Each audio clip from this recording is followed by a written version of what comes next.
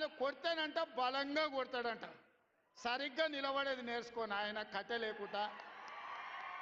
నీ పరిస్థితి ఎట్లుందో తెలంగాణ సమాజానికి తెలియదా నువ్వు తూగుతున్నవా సోగుతున్నవా నువ్వు నిలబడగలిగే పరిస్థితిలో ఉన్నవా ఆయన బలంగా కొడతాడంట ఆయన లేచి వస్తాడు నేను అంటాడు ముఖ్యమంత్రి మీరు చూసిన అందరూ కొడంగల్లో యాడ్ను మాట్లాడి నిన్న ఏమంటాడు కేసీఆర్ నువ్వు కొట్టుడు కాదు నువ్వు నిలవాడు సరిగ్గా నిలవాడు కట్టలేకుండా నిలవాడు అంటుండు ఒక 71 ఏళ్ల పెద్ద మనిషిని పట్టుకొని సంస్కారం లేని ముఖ్యమంత్రి గారు ఏమంటున్నాడు కట్టె పట్టుకొని నిలవాడు అంటుండు నేను చెప్తున్నా ముఖ్యమంత్రికి రేవంత్ రెడ్డి గారు నీకు సంస్కారం లేకపోవచ్చు కానీ ఒక్కటి గుర్తుపెట్టుకో కేసీఆర్ ఆయన నిలబడు కాదు 4 కోట్ల తెలంగాణ ప్రజల ఆత్మగౌరవాన్ని నిలబెట్టిన వాడు కేసీఆర్ తెలంగాణ అనే రాష్ట్రాన్ని ఏర్పాటు చేసి దేశం ముందు సమున్నతంగా నిలబెట్టిన వాడు కేసీఆర్